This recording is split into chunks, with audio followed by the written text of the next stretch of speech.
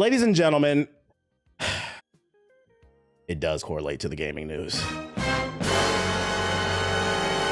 Breaking 2 hours before I started this stream, ladies and gentlemen, it would seem that Mr. Jeffrey Epstein wasn't just banned in real life, he was banned on the game. Now, if you don't keep up with what's going on in the world because you're one of those people that loves to live ignorantly, just to catch you up on speed on who Mr. Jeffrey Epstein is. Mr. Epstein was somebody who had his own, he was a billionaire who owned his own private island. And on that island, he would invite the world's elites. When I say elites, talking politicians, athletes, celebrities, musicians, all that type, rich people. And they would throw lavish parties. And at these parties, they would do things where they would abuse people. They would abuse women and children, unfortunately. And he documented it all. He recorded it all to blackmail these people to control them. And this is why it's a big deal if you haven't been paying attention, because a lot of those people that were at that island are in Congress right now. And one of them is sitting in the White House.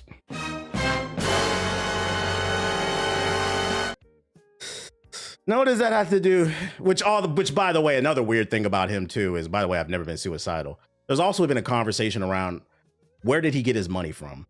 Because despite how you feel about Mark Zuckerberg, Bill Gates, or Jeff Bezos, their money is organic. We know where it came from. We were able, especially if you're my age, you're a millennial, you were able to document these people's stories and you understood where their net worth, where their income is coming from.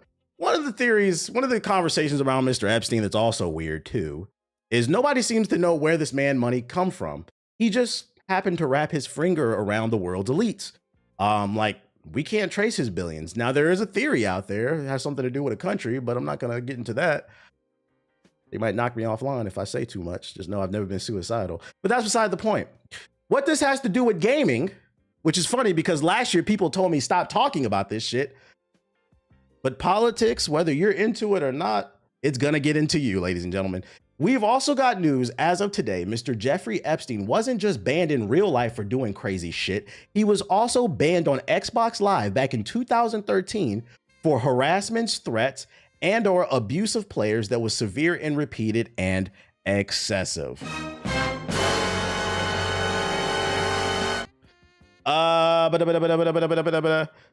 Let's see. Crypto was a great way for him to make some money. Well, you got to keep in mind, this is in the early 2000s when he was really doing his thing. So crypto wasn't the way that he made his money. I have theories, but I'm not going to get into that. Anyways, so according to this document, this is, I guess, a document Xbox released. It's a notice of permanent enforcement action. What happened? This email is to notify you that Xbox Live account privileges have been permanently suspended due to harassment, threats, or abuse of other players. This conduct has been determined to be severe, repeated, and or excessive. Why we enforced it? The conduct that has caused the suspension may include, but is not limited to, threats of death, harm, property damage, or any act of violence or vandalism, verbal abuse or profanity to other players, griefing, extortion and manipulation, libel, defamation or slander, display or transmission of personally identifiable information such as name, address, phone number, or IP. This nigga, Jeffrey Epstein, was doxing people. He got completely wiped off of Xbox Live in 2013. So why do I want to bring this up? It's not just to show you that there's a correlation between gaming and politics. We've been doing this in regards to talking about console and PC part prices. But I also wanted to bring this up just to remind you why it's important not to fall for the distraction that came out today. This nigga's been bombing countries, arresting journalists, shooting people in the street because he doesn't want all of these files to come out because it's going to make a lot of people look bad, whether it's somebody in the White House or it's definitely some people in that goddamn Congress. Because I cannot express to you, do you know how much of a shit stain you have to be to get permanently banned off of Xbox Live? Friendly reminder, I built my name from talking shit on Xbox Live. This is the one time in the chat where it is appropriate to talk about the NWN days. If you was there, you know I said a lot of fucking shit. Things that I wouldn't say today because I've gotten older, I've gotten more mature. I still talk some shit, but there's different ways to go about it. But I was wilding in them fucking lobbies when I was 17, 18, 19 years old. I didn't get permanent. I never, and mind you, back in 2013, because this is actually prime NWN days. My gaming YouTube started in 2012. Like 2012 to 2014 was the prime NWN days. I didn't get banned off of Xbox Live. So just to put it in perspective of how big of a piece of shit this dude was, not only was he on this island with the world's elites, harming women and children, when he was done with that, when everybody got on the plane or when everybody was sleeping in his house after the party, this nigga would hop on Xbox Live with the headset and do it digitally. What the fuck are we talking about? And he's the worst kind because he was doxing people. It wasn't fuck you, you're bad at the game. He was doxing people. This is fucking crazy, bro. What is this? I'm looking at this. Is this the Tom Warren shit? Or is this an update, Cammy? Please don't tell me this is fake. Gonna ruin my whole fucking story. Oh, it's more. Okay. So the ban, this is an update, shout out to Cammy. The ban was related to the policy of the New York Attorney General's partnership with Microsoft and other gaming companies to remove New York registered sex offenders. So he was already a registered sex offender back then, and he was on Xbox Live. Oh, so the story is, this is crazy. Shout out to Ibusu with the gifted subs. So why did I bring this up on stream? I say all that to say this. Today, your government, because I didn't vote for this shit, arrested a journalist for covering something, which is a violation of the First Amendment. They didn't have a warrant. And from what I checked, like in the last hour, I think they said they released him. And that's because it's in coincide with the release of the Epstein files. We got to get these niggas the fuck out of here. Do not fall for the distraction. Keep being loud. Let's keep getting those files. I need all my demons, all my supreme readers, all my Doctor Strange, the master, the mystique or whatever. I need the master of readers, whatever the fuck he called. I need all elite readers to get on them e-files, them 3 million files that came out, and we need to figure out what the fuck is going on. It's getting spooky out here, bruh. Meanwhile, Pretty's killer's on paid leave. Right. RIP to Alex, bro. That's some bullshit. These next 72 hours are going to be crazy. Yeah, the Sorcerer Supreme. My bad. I need the Reader Supremes to get on this shit. Exactly. The next 72 hours is going to be crazy because, like I said, the files just dropped this morning. But the thing is, it's 3 million documents. So it's going to take time for people to go through and find stuff. So we'll see next week. We'll see. And by the way, that's not all the files. There's still millions more files that are supposed to be coming. It's just a matter of, did they redact everything? Couple rappers in them docs too. That's not shocking. Lock them all up. That's what I say. Lock them all up, bro. I don't like nobody's music, nobody's art enough to let that shit slide. Politicians too. I'm not a fan of any fucking politician, first of all. Lock them all up is what I say. Reset the whole goddamn system. But I thought this story was crazy because I'm like, do you know how big of a piece of shit you got to be to get banned off of fucking Xbox Live? Mind you, this is back when everybody wasn't so sensitive. So you weren't really getting reported like that. Like, that's why I said, like, I never got banned off of Xbox Live. You got banned off this shit? Yeah. In other news, I heard it was Pusha T. I hope it's not true. If he on it, lock him up. Lock him up. What I will say, though, is, before we move on, what I will say is, I do find it interesting that it's always like the first names to pop up are like black elites. Don't fall for that. That's another trap, too. Don't get me wrong. Lock his ass up. But don't fall for that trap as well. For some reason, we don't seem to hear about any of these politicians, these shakers and these movers. But they love to find the black people on the paperwork. Lock them all up. But I'm like, well, why is that the first name that came up in the chat? Bill Gates too. Oh, I'm not surprised. That nigga's weird. Yeah, where the senators at? That's what I want to know. In other news, GDC survey shows Switch 2 is proving to be a desirable platform for developers. Rare W for Nintendo. The Switch 2 is approaching its 8-month anniversary, and goddamn, time flies. And developers across the world are interested in getting their games on the new gaming system out there. At least that's what GDC's latest State of Gaming Industry survey reveals. The report shows that almost 40% of developers surveyed are at least interested in the Switch 2. That puts it fourth, but barely, as the PS5 and Steam Deck are both 40%, while the PC is way ahead at 80%. Looking at a few other platforms, the Switch 2 is almost twice as popular as the Xbox Series, which only 20% of those sampled the developers are apparently interested in. Nobody wants to make games for the Series X or the Series S, because that shit is a PS4. The Xbox Series S and the PS4 are, in terms of platforms that developers have used to release their most recent games, the Switch consoles are a little lower. Of course, those are old. The reason I wanted to highlight this is we talked about the Xbox shit the other day, but I didn't know the Switch numbers. It's worth highlighting to say that at least it means that there's probably going to be more third-party support for the Switch too, because it's a little bit more powerful. Nintendo's notoriously always kind of lacked behind when it comes to third-party support, but that's good to hear that at bare minimum they are interested. It's probably going to take another year before you start to see a lot of games come out, but if the Switch 2 is your only platform, it's looking like it's in a good place according to this survey, because at the end of the day, with this, the problem with this survey is it says that they're interested. It doesn't mean they are going to put their games on there. Or it could be a situation where they are interested, but Nintendo's making it hard, because from my understanding, it is hard to get a dev kit for the Switch 2. So Nintendo might not be the easiest to work with. So take this with a grain of salt. That emote goes crazy. You talking about this shit? Because on the flip side, we also have this argument. Final Fantasy VII Remake director says porting to the low-end Switch 2 is a challenge. Final Fantasy VII Remake Integrate is now available on the Switch 2, and it's a more significant moment for the series than you might think. After all, Final Fantasy began its life as the Nintendo exclusive RPG series. Speaking to Polygon at the game's recent launch event at Nintendo's New York store, the director explained why the port makes a homecoming moment for Final Fantasy and why getting it working on the Switch 2 was no easy task. While there's no shortage of classic Final Fantasy games on the Switch, the series' more recent entries have yet to make the jump on the Nintendo console. You won't find Final Fantasy 16 or Final Fantasy Origin, though you will occasionally get spin-offs like the Final Bar line. What the fuck is that? Getting the Final Fantasy VII Remake working on the Switch 2 is a meaningful milestone, and one that may open the door for more games outside of the Remake trilogy for the Nintendo's platforms.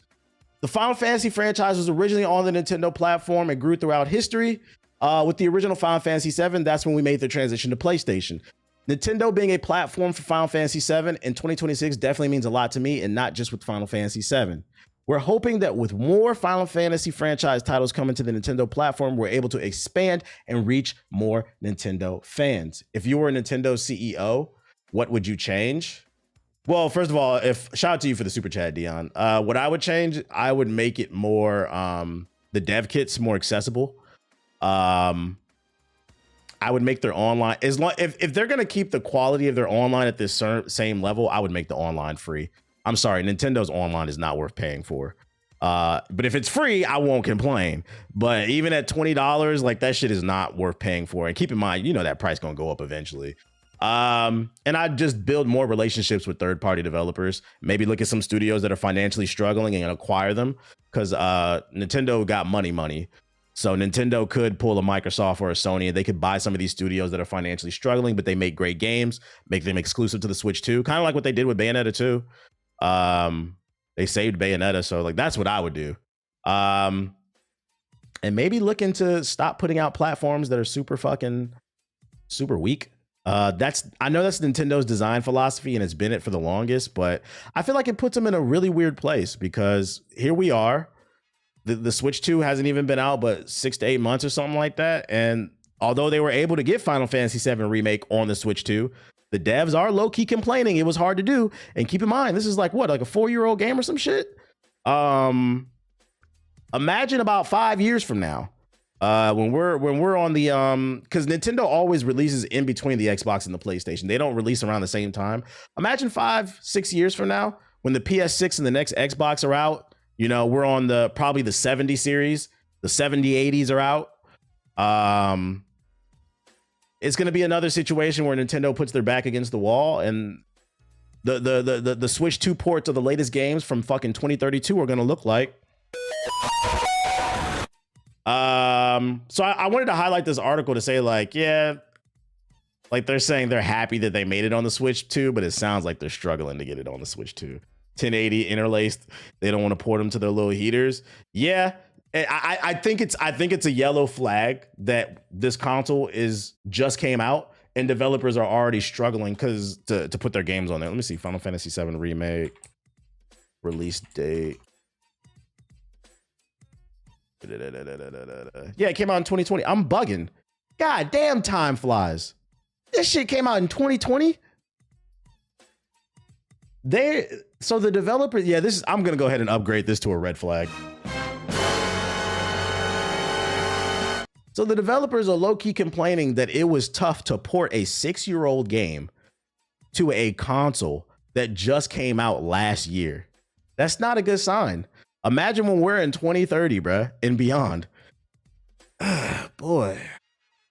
That's why I'm not in a rush to get a Switch 2. The only thing it's good for is like the exclusives.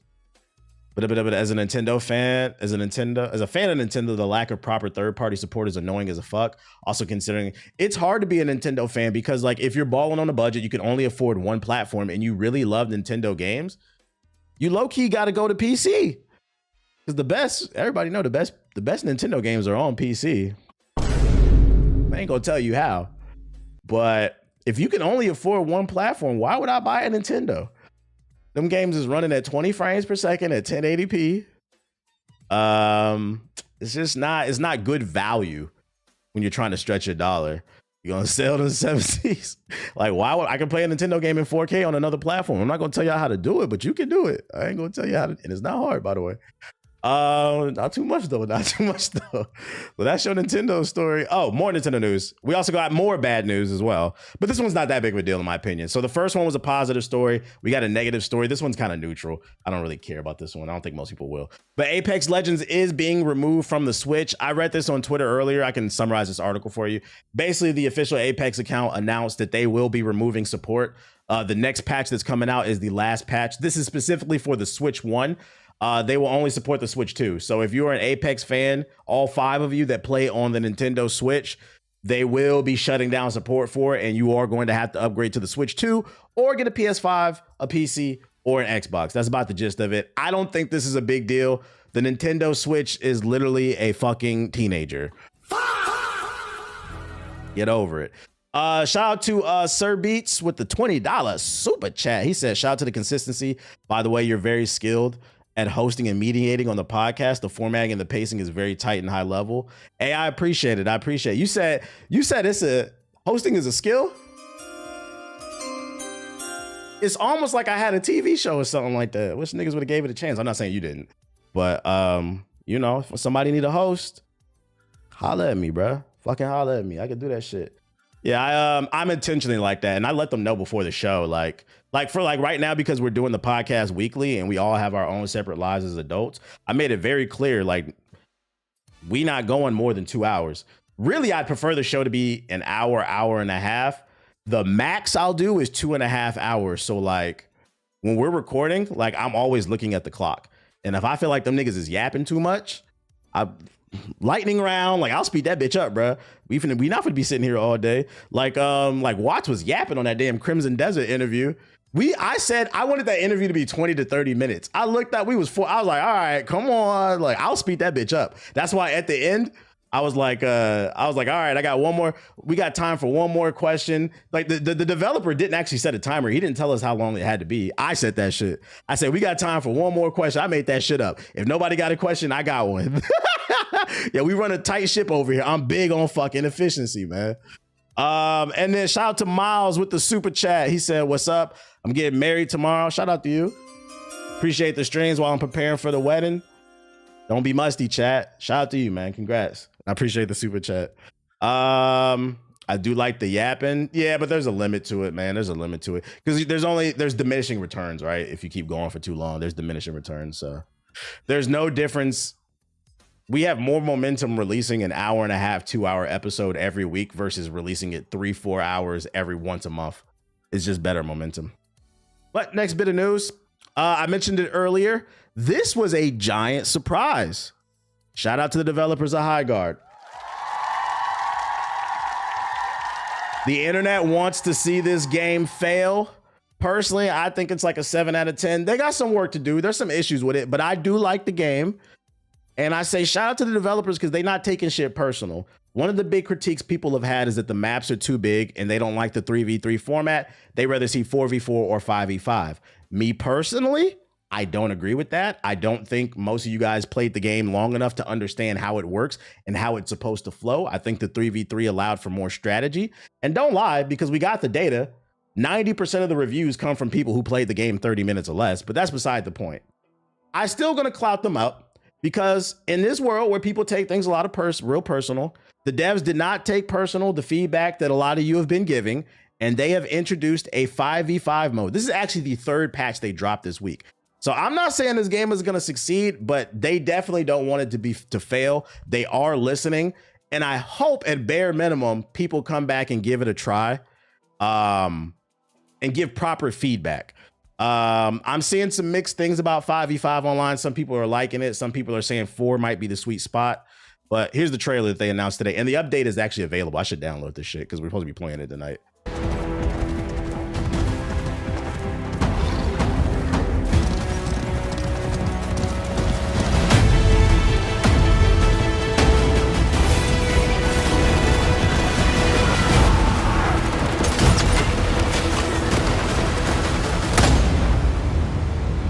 It's updated now. Were the producers at G4 in your ear constantly, or were they when you were live on the air, or did they count you to break? We had to wear earpieces, but they weren't constantly in our ear. Like, yeah, I had an earpiece in my ear. It was very small, almost like an AirPod. It wasn't an AirPod, but it's kind of like the size of one. You put it in your ear. But they weren't like telling me what to say and what to do. It was more so of like, all right, in 3, 2, 1, we're live, go.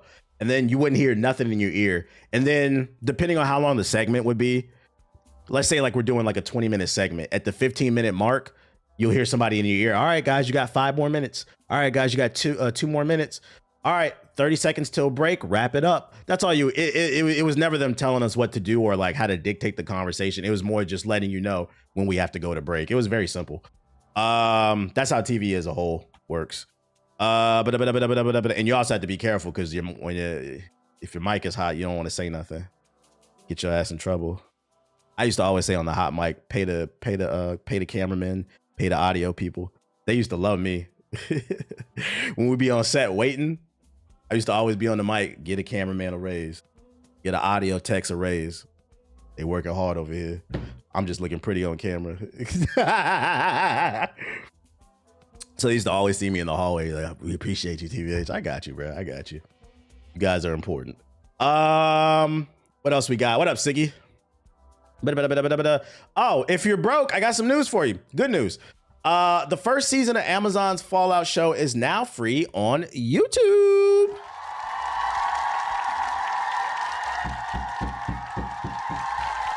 Fallout's second season is coming to a close, and it's been well worth the wait. But if you're reluctant to add yet another subscription to the streaming rotation means you haven't watched Amazon's surprisingly excellent adaptation yet, you might be interested to know that the company is currently releasing season 1 for free on the Prime Video YouTube channel.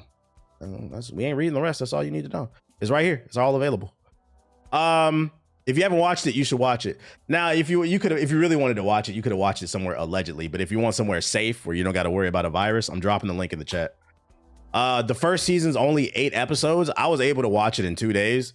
It's fucking fire if you haven't watched it. So definitely check it out. The link should have went to everybody. W for PS4 niggas. Be quiet, bro. Season 2 is fire too. I'm gonna get to it. That's pretty cool that they released it all for free. So definitely check it out if you need something to watch. Put it on your TV. What else I got for you? Oh, and technology advancing is really cool news. This is really cool to see. I'm not going to play it, but I just wanted to show it. Now launched at isocoaster.com. Free open source coaster park builder with shops, water, metal, wooden coasters, guests, food, shops, and more. No sign up required, and it has co-op. So if you want a roller coaster tycoon type of game to play for free, if you like those Sims, there's one you could play for free right now. And I think, yeah, it's in the web browser. The other day we covered, you could play Super Monkey Ball in your web browser now. If I was, when people say gaming is dead, it's crazy. We are spoiled rotten. If I would have had this shit when I was in high school playing Super Monkey Ball Roller Coaster Tycoon in the web browser, I would have never got any of my fucking work done. I don't want to hear shit. This shit is cool. I dropped the link in the chat if you're into those type of games, or if you need something to keep you busy at work. These games can be fun to a degree. You not lying, TBH? Yeah, I'd be a fucking super senior. I would be in trouble. Oh shit. And then last but not least, it has been confirmed that Beyond Good and Evil is still alive, unfortunately. It was a rumor the other day, but it's been confirmed.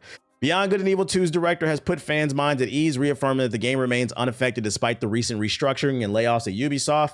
Insider Gaming had exclusively revealed last week that despite being one of Ubisoft's longest in-development projects that's cost them over $500 million, by the way, Beyond Good and Evil 2 had survived the recent organizational, operational, and portfolio reset. A spokesperson later confirmed that the game remained a priority for them within their strategy centered on open world games. Man, I'm gonna play this off stream, man. We're gonna finish this mission up off stream.